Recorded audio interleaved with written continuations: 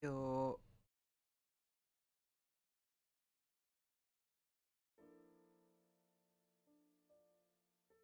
good afternoon, everybody. Just gonna chat for some minutes today.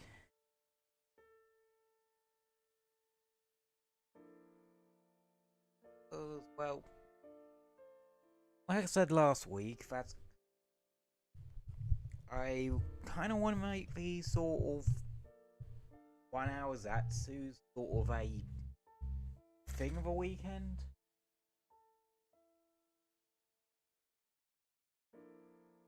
Just, I don't know.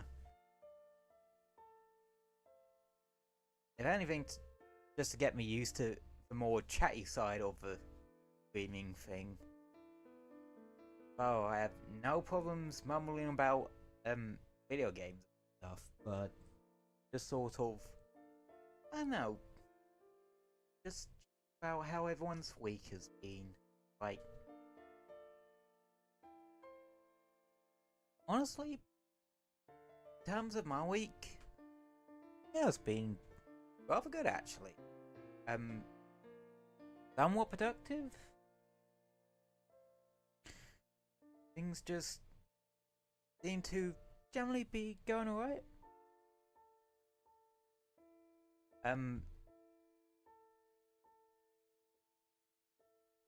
Glad you guys have been enjoying the streams this week. Like, because honestly, I've kind of enjoyed doing them. Like, I already said on Wednesday that I did just really enjoy the Ratchet and Clank stream. But I think Ratchet and Clank's probably going to be one of those games I end up really just enjoy playing just going forward. And also the thank you for coming to the Montana Wilds beta stream yesterday. Like, I wasn't sure how that was gonna go, but yeah, that it went well and it was actually really fun. And I really can't wait for the full game to actually come out in literally about 2 weeks' time. Yeah, because the 28th is literally not next Friday, but the Friday after.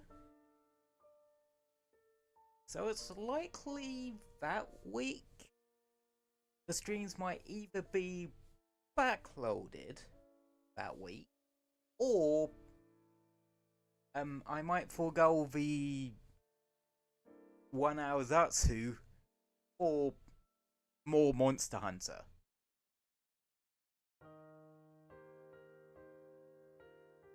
Mainly so I can like beat a ton of monsters, so I have something to play and grind off stream and such.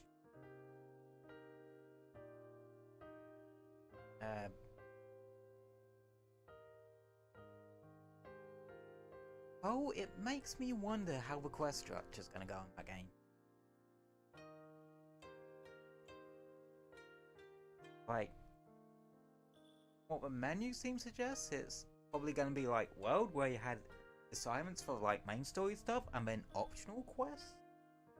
But there also seems to be like investigate there too.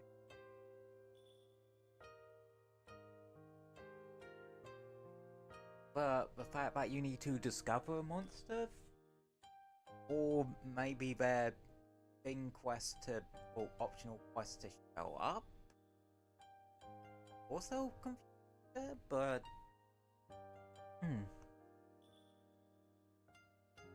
would be cool if they did do like a sort of key quest system, like where but sort of a bunch of monsters just running around.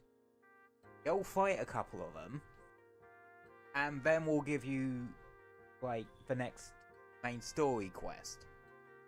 Something like that would actually be like, I think that would sort of work, because it sort of would give you reason to sort of go out and explore. Like, you go, do a couple of, well, you have your bit of story, and then it's like, oh yeah, we're just gonna let you free to go hunt a certain number of these monsters, and then once you've hunted like 2 of them or something like that, we wheel you back in for the next bit of stuff. Similar to how Sunbreak handled its urgent and key quest. Oh. As long as they like don't bog you down with cutscenes every 5 seconds, but considering how smooth the transition from cutscene to gameplay was in that beta, I don't think I really need to worry about that too much.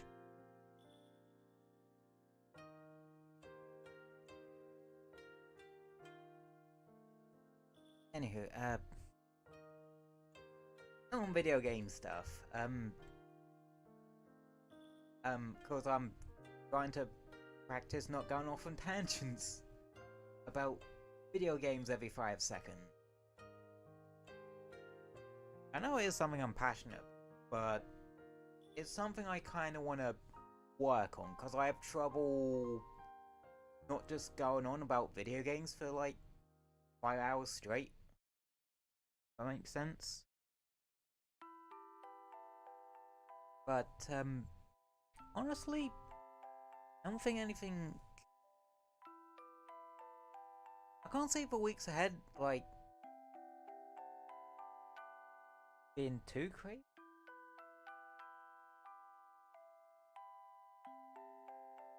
Feels weird that, like, damn, we're halfway through February already. Time's definitely been flying by already this year. Like, seriously. But I suppose January you don't really remember half of anyway, because it just flies by anyway, or you're just too busy trying to sort yourself out for the year ahead, and something of that nature.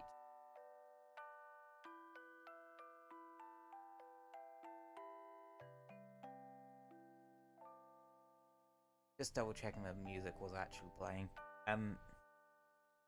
Speaking of which, gotta find more of those. I know. I want to have a full proper like playlist or something. Also, I really wish I knew how to get the shuffle to work properly. Shuffle feature work properly.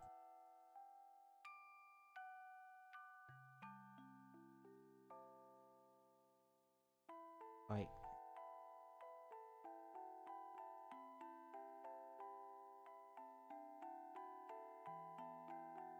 I know. Little icons on shuffle, but I don't know if it actually is shuffling or not. Again, let's see if it does. No, it does shuffle properly. Okay. Huh.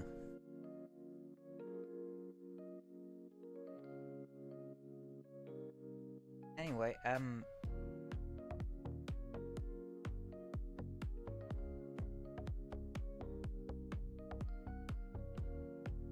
well,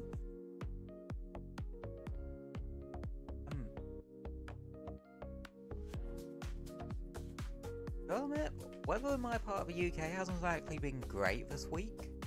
It's still cold, but that's February for you. Like, hasn't been that rainy. Like, hasn't been raining that much. I think cause last week we did have a fair bit of rain, if I'm full.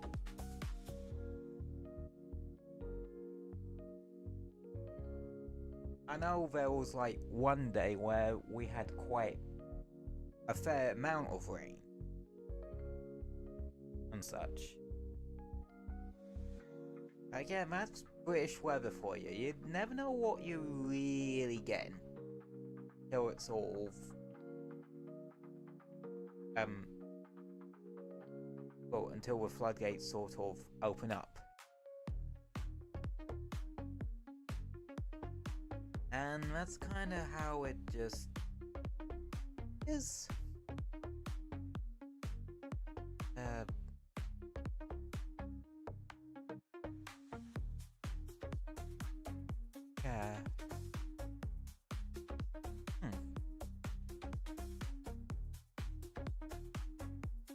I don't think of like any major things that have really, other than the state of play that happened Wednesday? Yeah, Wednesday. Yeah, because it was on the Wednesday after stream. Because I mistakenly thought it was the Tuesday after stream. But no, it was actually Wednesday after stream.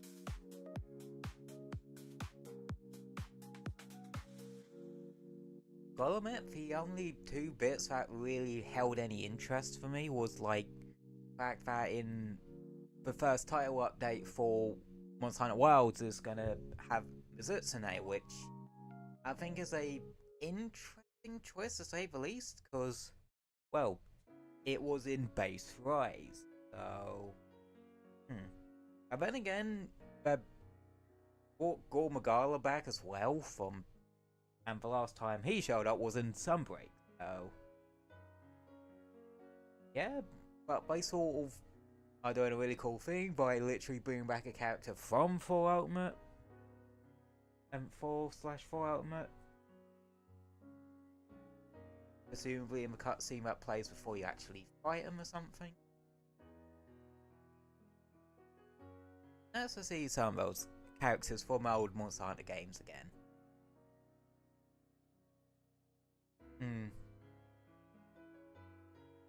Makes me wonder if they would ever bring the Shakalaka kids back from 3 Ultimate, like Cha-Cha and Kayamba. Miss those little fuckers. Let's see.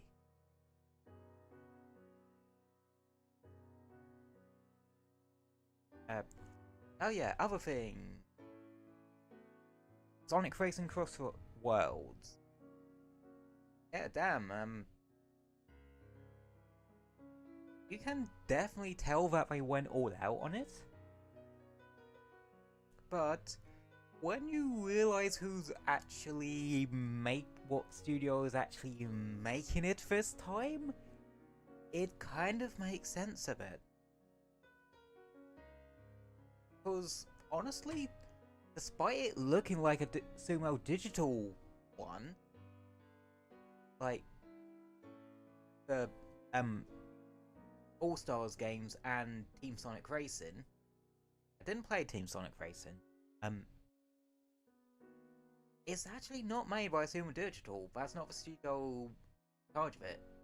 It's actually Hardlight.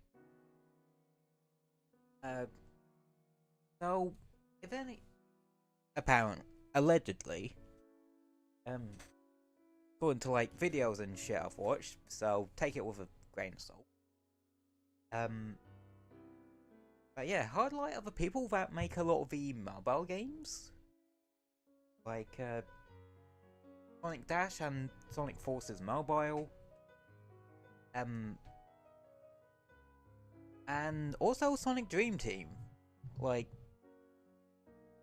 they're the ones that made that little nugget of confusing platform exclusivity. Seriously, like, just put that shit onto just put that to Switch or something. Like, people will go for it because it generally looks actually like a good Sonic game. But yeah, it's quite surprising that it's Hardlight. But they definitely sort of been inspired by the other Sonic racing games, specifically All Stars Racing Transformed and that sort of thing. Hell, I think some people have literally described it as All Stars Racing Transformed, but it's but it's only Sonic. Oh, from what some other sort of bits and pieces have sort of said, like apparently the website say like Sonic and other Sega properties. So, my theory, they're gonna pull a Mario Kart 8 Deluxe for it. Rather than it being a full-blown crossover game like the All-Stars racing games, instead, it's probably going to be more like Sonic Riders, or like I said, Mario Kart 8 Deluxe, where it's primarily Sonic, but you do have guest characters from other Sega franchises in there as well. Like Sonic Riders. Because they did that, because in the first Sonic Riders, you had Knights and Ulala as guest characters, and in Zero Gravity you had Knights again, Amigo and Billy Hatcher as guest characters. So I think it's sort of going to be something like that. So I think they would probably more go for characters that sort of,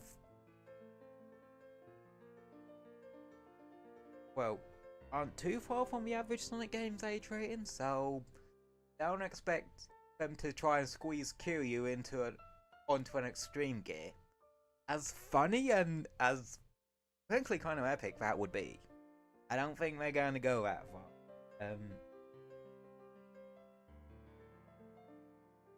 Yeah. Oh. Yeah, those are the only two bits of data play that were really worth mentioning for me, and even then, Team Sonic, Sonic Racing Cross Worlds is apparently going to be multi-platform anyway. Like, one thing I don't get with PlayStation nowadays, games are still being released for the PS4. We are like, what, 3-4 years in the PS5 life cycle? They should have really phased the PS4 support out by now. Or you would think they would. It makes me wonder if like there are that few PS5 sales that developers don't feel like confident phasing out port for PS4 yet. Similar deal with the Xbox, like they're also still supporting the Xbox One. Yeah. Well, one thing that does make me curious about Cross Worlds was that shit gonna work on Switch. Like, PS4 and Xbox One, yeah, I can see there being some, maybe, issue there. Because, well, they don't load nearly as quickly as stuff like the PS5.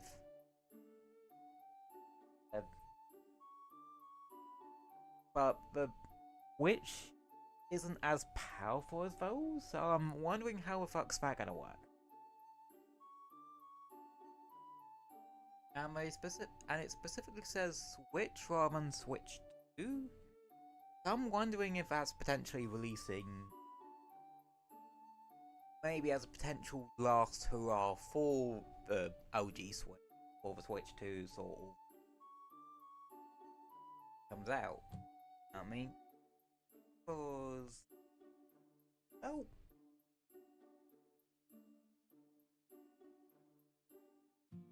I personally think the Switch 2 is actually fairly fun.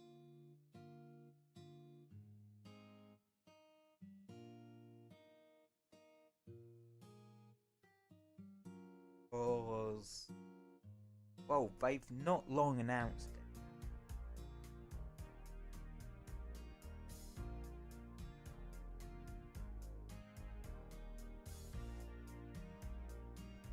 I very much doubt, like, I'm not very long on the Switch 2 would release. I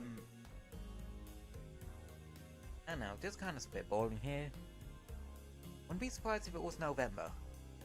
I looked at, like, let me put my tinfoil hat on for a bit. A lot of other Nintendo consoles has released in November. Like, before that Christmas period really hits. So it makes me wonder if it's, like, bearish as well.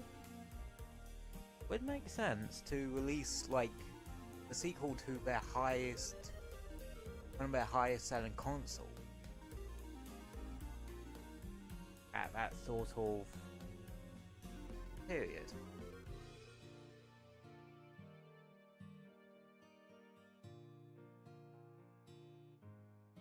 Let's.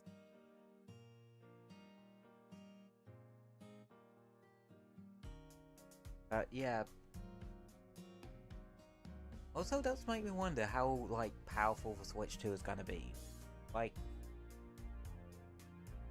if we say, like, the Switch was, like, as powerful as, like, a PS3 or something, and the Switch 2 ends up, upper PS4, lower PS5 sort of speeds or power,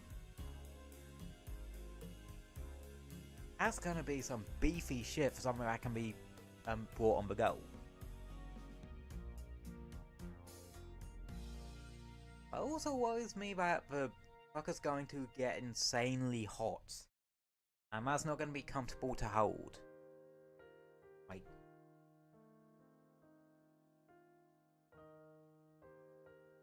the PS5 is, like, when I have the damn thing on,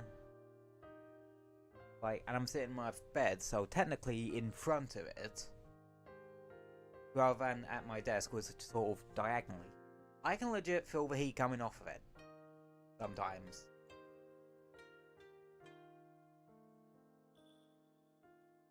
And that's all.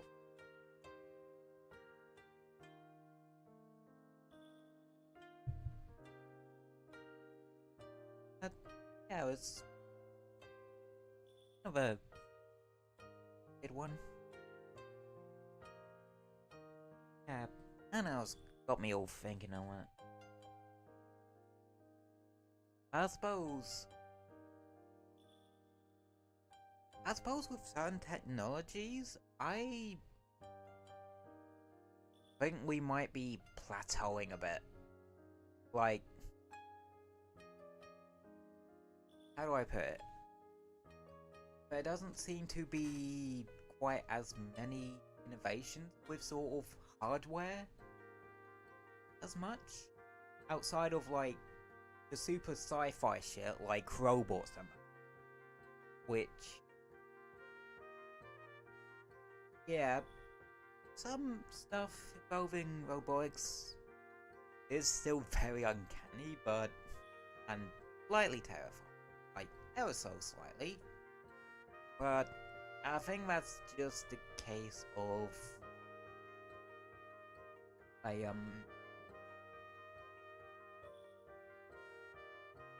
can't help it looking a bit off.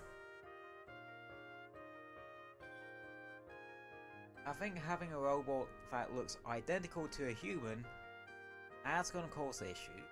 Like, how do I put it? I can literally see entire governments just stepping up and down on that one, cause, yeah, you could potentially use it to actually legitimately impersonate, people, which is terrifying to think about, and I'm jumping off this topic, cause this is slightly terrifying me a little bit.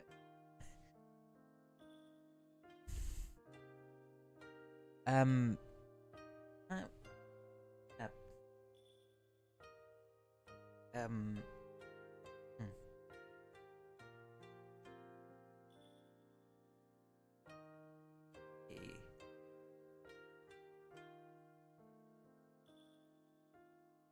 Uh, I'm out of conversation topics already, aren't we?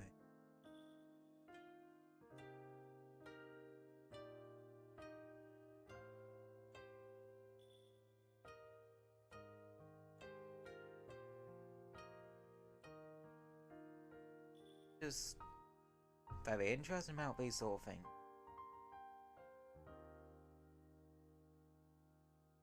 Like, technology kind of interests me a fair bit anyway. Not just gaming side of it. But the sort of hardware and that sort. Like, I like seeing machinery in action.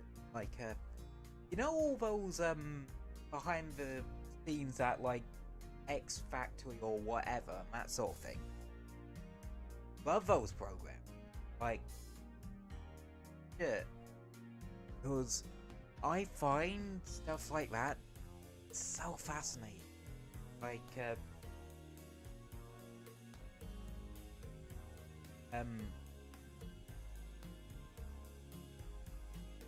I don't give a crap about what exaggerated ass drama is happening in EastEnders. Now I wanna know how the fuck they make bourbons and that sort of thing.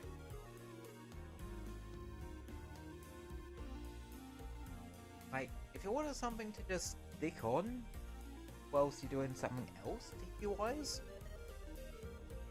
can't go wrong with either like behind the scenes sort of how it's made type shit or cooking programs.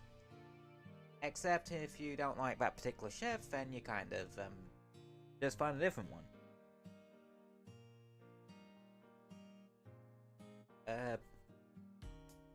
Not anything. Yeah, I can't buy that. Yeah, kind of boring in that retrospect that I just had more kind of hill program, but I don't know. I think I sort of don't really care about drama programs or just find stuff like them or sitcoms and that sort of thing kind of cringy because they're like, I feel hyper exaggerated to me. So, and I'm like, yeah, that shit isn't going to happen in real life. Not to that fucking degree. So, my brain subconsciously, like, probably calls bullshit out. So, I'm sort of like, yeah, this ain't realistic. I don't like it. Which I always found interesting that my brain does that.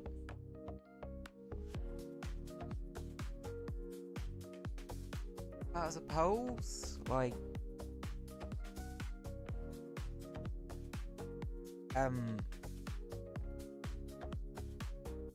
I don't find entertainment in people just yelling at each other. Mostly cause, well, I don't like yelling at people. And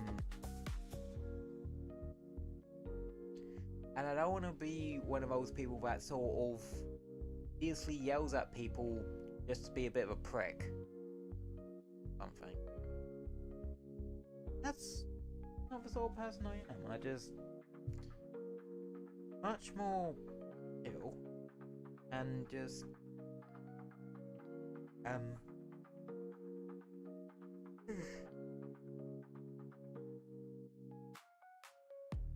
just prefer things to.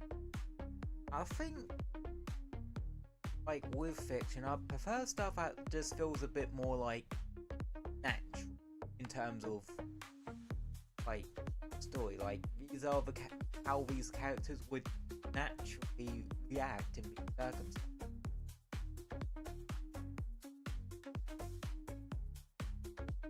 Rather than immediately flip their lid,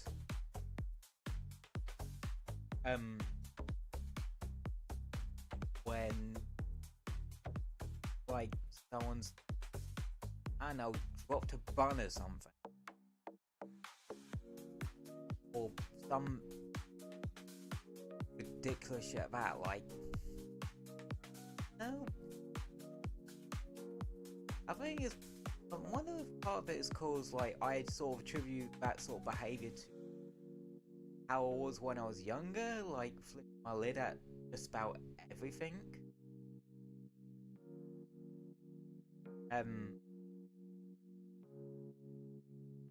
Or being honestly being a bit of a little shit. And I sort of like maybe view that sort of thing as childish. That sort of thing. Like, there are kids program that, like, I straight up probably can't stand now, cause, I just maybe find it, like, super cringy or super forced. That's another thing, I don't like about certain fiction types, like dramas or, sitcoms or something like that. They feel forced. Oh, I don't mind, like, sort of detective sort of dramas. Not like the melodramatic shit, like, 4-part series that's ultra dramatic and ultra melodramatic and that sort of thing that ITV pops on every couple of months. Nah, sort of stuff I don't mind is like stuff like Death in Paradise and that sort of thing, because it's more about detective unraveling how, not so much that there was a murder, or how they fucking even managed it in some ridiculous circumstances. That's more what I'm interested in. Like, I think that speaks to me more because, well, like, knowing thought process behind things, or knowing how things work, I think that probably speaks to my part of the brain. It's again, not something I go on my way to watch, because honestly, I don't really watch a lot of TV nowadays. Like, because honestly, most of the things I tend to prefer watching are stuff that's on YouTube, like either video games or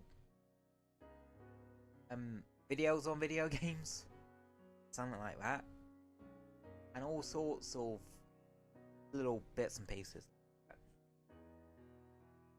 You know what I mean?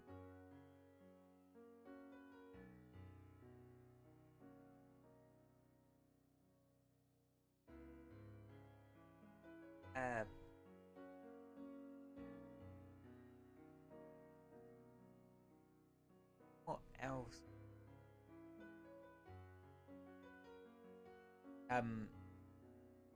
Kinda.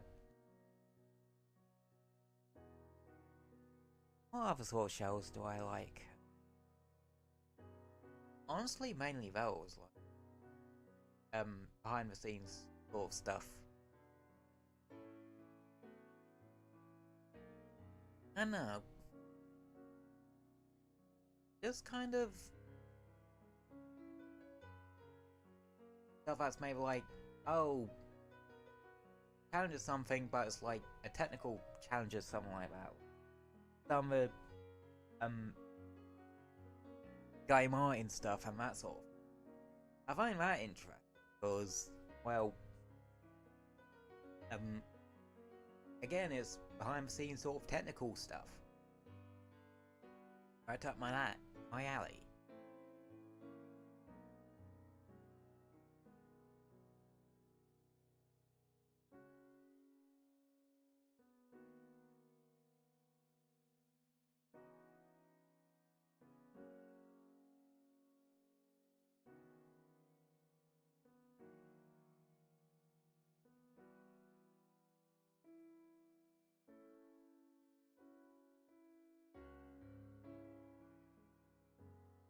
But yeah, that's more interesting than dramas and that.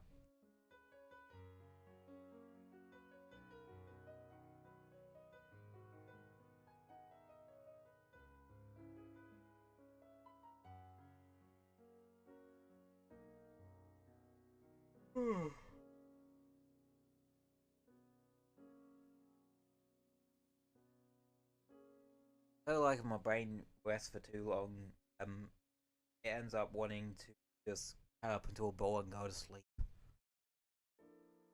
Because I suppose that's kind of a thing with my brain. Like, I either need to be doing something or just relaxing. I think my brain sort of exists in two different states. But it flips it. Incredibly zoned in and productive I'm at, and relaxing doing fuck all sort of thing. And I suppose playing video games is kind of a bit of a middle ground there, cause relaxing, cause it's a video game, but I can also be productive in the video game.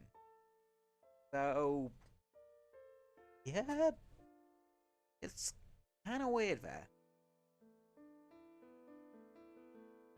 But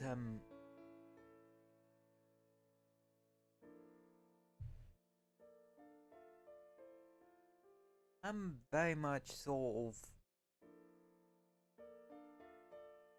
like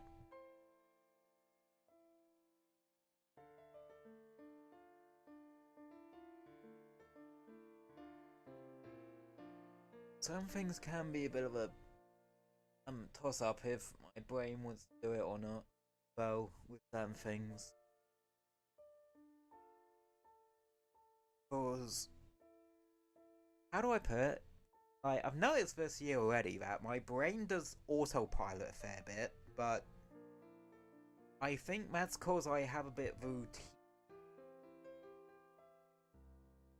I just need to make sure that I start getting up a decent time, which I have done today.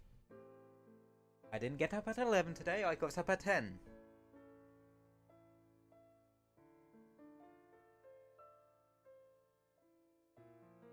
Which, good on me for that one. I just need to keep it up.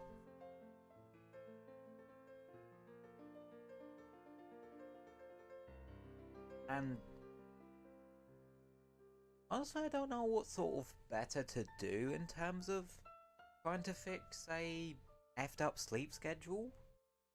Either sort of bring it down by little increments, or just go for the nuclear option and just start getting up like at the time you force yourself to get up at the time you want to get up, and pray to God that your body eventually adjusts to it.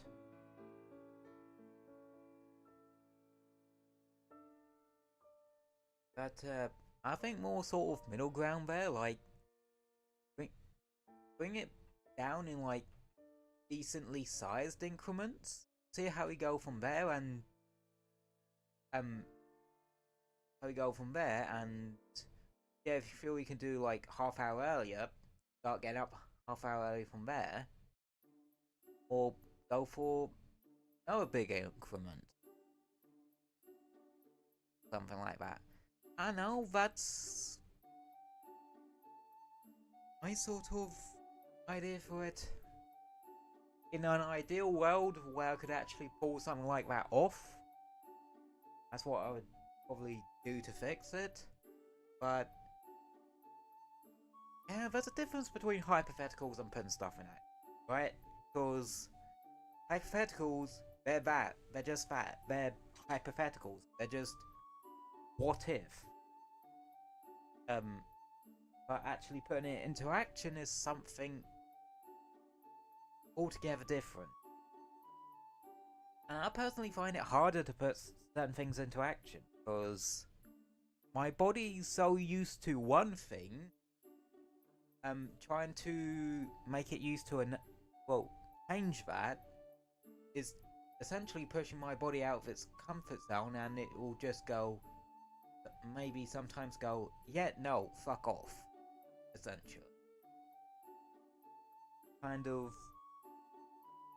go from there. Really.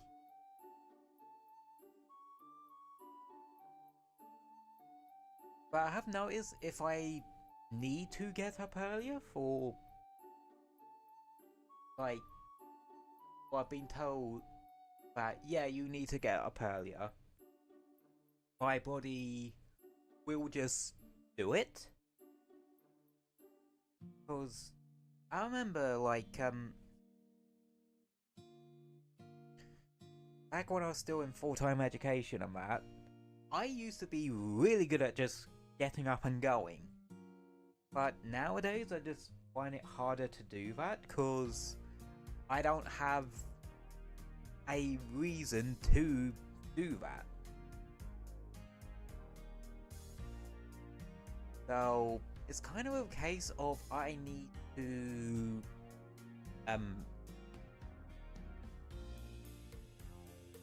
essentially do that to myself. Like, put it in my brain that, yeah, I need to get up at this sort of time because I have important shit to do that I want to start at this time and do. And yeah, that's a bit hard for me, because then my brain sort of goes, okay, what sort of the big thing you need to do? And I'd be like, oh, job hunting. And my brain might go, yeah, that's not important. Go back to sleep. Or I want to get up to watch my Elshi's live stream or something. Be like, there's thoughts. If you watch them. Or you might still stream by the time you get up later. Like, that sort of thing. And that's one thing I'm kind of going to have to try and override. Like, because that's the part of trying to change a habit. That's the difficult part. It's not so much thinking how you're going to combat it, but how you're going to try and override it, and what you want to override it to. It's actually the action of overriding it. Because your body might literally fight back against it without you realizing it. Because it's sort of now outside the comfort zone, even if that was something you did like years and years ago.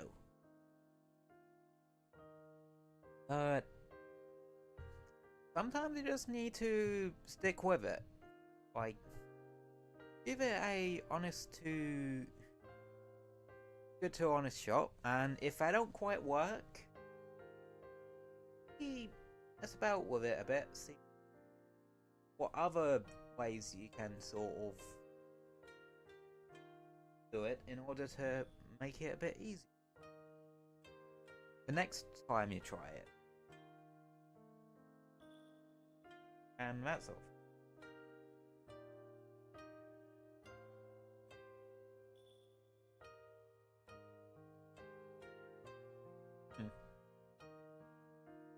Interesting little article.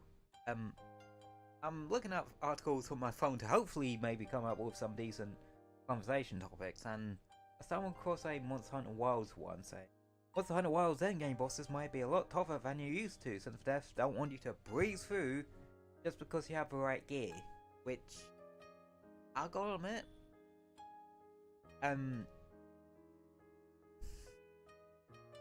I don't think that's a bad thing. The devs sort of making the endgame monster sort of harder. But issue is you don't want them to be like too hard.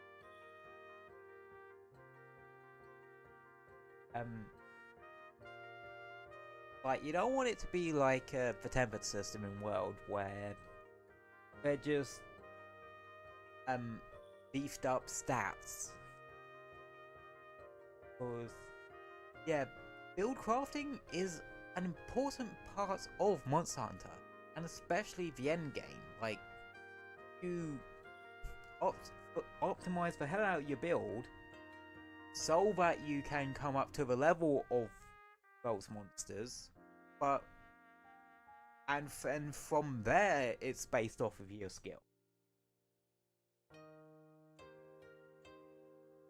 Whereas with the Arch-Tempered, with the Tempered system, it felt like, yeah, if you don't have a skill, like, you're fucked. Regardless of if you have a top tier build, because it'll just fucking one-shot you. That's why I feel like,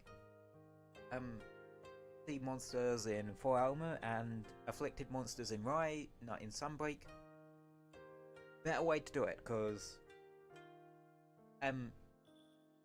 one thing they could do literally any monster to make them tougher. Two, it challenges your mechanical skill, which, yeah, I think is kind of a better way to do an endgame system. Like, add a extra mechanic or two that they need to worry about, on top of rather than instead of the systems that they're currently having to do. There needs to be that element of build crafting that is important in the end game, but also make sure that there is some decent, like, skill that is there. That makes it like a bit more skill based. Like, I would say like most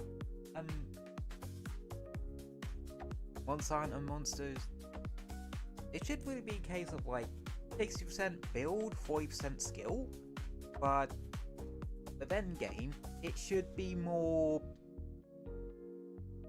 50-50 or 60-40 weighted towards skill. Like, still have build crafting be a big component of your performance in endgame content, but don't hand it to them on a silver platter once they get that bit locked in, once they've gotten that bit sorted. That's the point where you should start pushing for skill, being like, oh, you got that top tier build that'll help you get, that's good for getting through the skill. Okay, let's see if you have the skill to actually put it into action. Like, that's the way I see it. Because if you put too much towards skill, then people won't even bother with the build crafting. And if your build crafting is in Monster Hunter, like one of your biggest components and one of your biggest draws, that's going to alienate people that don't have that skill, that level of skill, or want to focus more on the build crafting side of it. But conversely, you could have the other end of the problem, where your build is so powerful, you don't need any skill to really, really need much skill in order to just mollywomp the end game. Like, I think some of the biggest examples of this are like maybe stuff like Destiny 2 or Warframe, where if you have a particularly powerful build, yeah, like I think Warframe's a good example of it, but um, like if you min-max the crap out of your weaponry, yeah, you could literally beat some of the toughest missions in the game, or go right up to the enemy level cap, like with literally one weapon. But I suppose that's sort of slightly different because Warframe's building is very technical. Like, there's a lot of moving parts to it, so in a way, build crafting is a bit of a skill in of itself. But I feel like it's a different kind of that I probably want to test in then.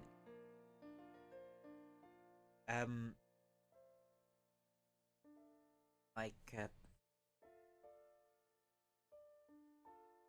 the other example I can think of where build can just sort of null the need for skill for the most part is Destiny 2. Like, sometimes you can make builds so broken that your abilities can just kill everything before you even need to really lift a finger.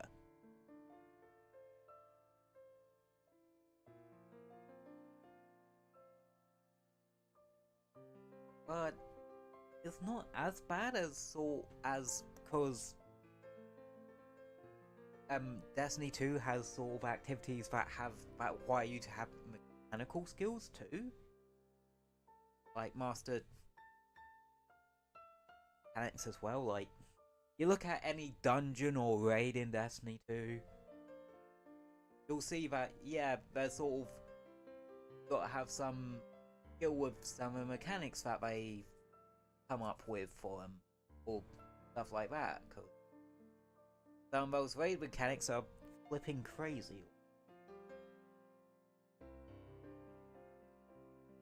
The symbols from Valve Disciple,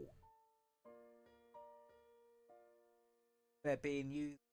Well, they were used in Final Shape, like a couple of them for certain puzzles.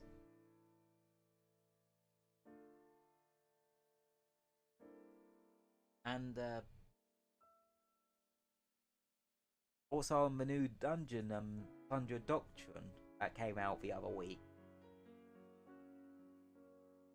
part of episode Heresy. Oh yeah, there are sort of still mechanics that sort of buildcrafting won't circumvent, but with like moment to moment gameplay, even in some harder content, yeah, a good build can literally just win it for you.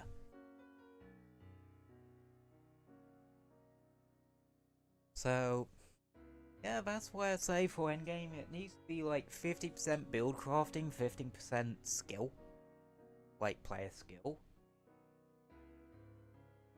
Cause a build shouldn't single-handedly win endgame content for you, but neither should skill single-handedly win it for you, because otherwise it's going to, and you shouldn't ask like massively high technical skill, like sort of frame perfect sort of thing. Otherwise, that's going to alienate the casual audience that might want to try and get into it. It's a bit of a hard one, but I suppose with a lot of the casual audience, they might not even bother with the endgame because it's not their cup of tea. Especially if it is like really technical on the skill side of it. They're not going to bother with that because they're going to be like, Yeah, nah, that's asking too much of me. I don't know, I feel like it's a case of you need to ask a player, well, ask enough of a player to get that people still want to give it a shot. But also ask enough of them that they need to bring their engine. Or that so that their builds don't just carry them.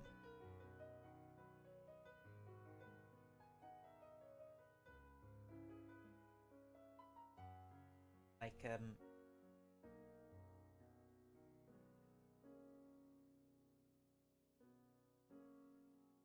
no, it's kind of weird balancing it. Like I'm not really a game developer myself. Like I'm trained in it, sure, but I don't have any professional experience, so I don't know what it's actually like on the inside. But as someone who's played a ton of video games, and especially Monster Hunter, like my analytical, my hyper analytical side of my mind has sort of picked out bits and pieces. Felt stuff that sort of works and don't work. A fair bit over years.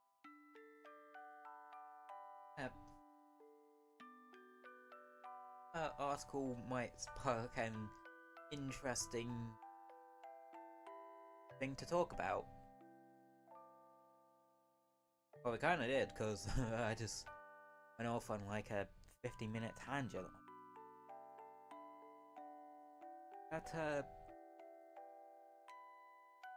hey, you know what these streams are for? Like, me rambling on about random stuff, and you guys just, pitching in your own opinions on stuff, on the sort of thing. But,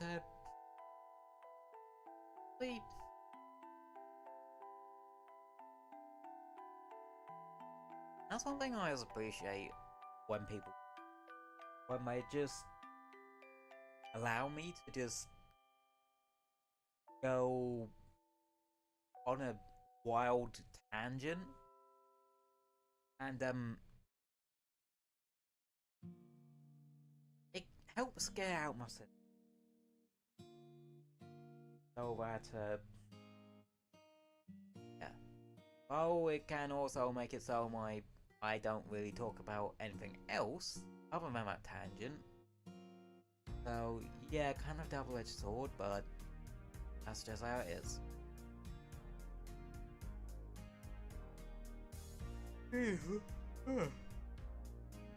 Is that the hour already? Damn.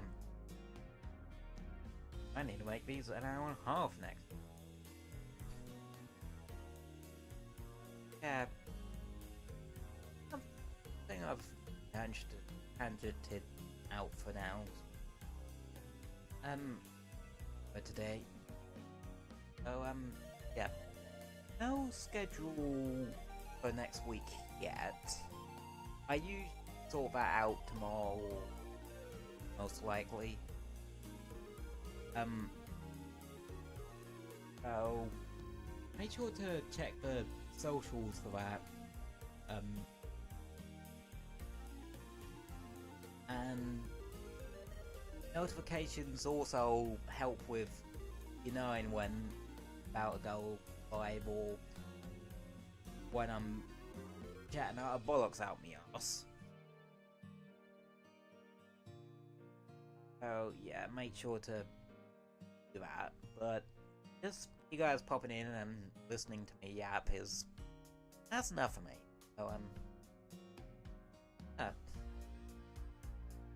hope you all stay safe and have a wonderful rest of your weekend. And I will see you next week. Keep an eye out for the schedule, as like I said. Yeah. I hope you have a wonderful rest of your weekend, and I'll see you next week.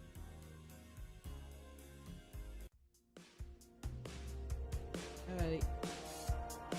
See you later, buddy.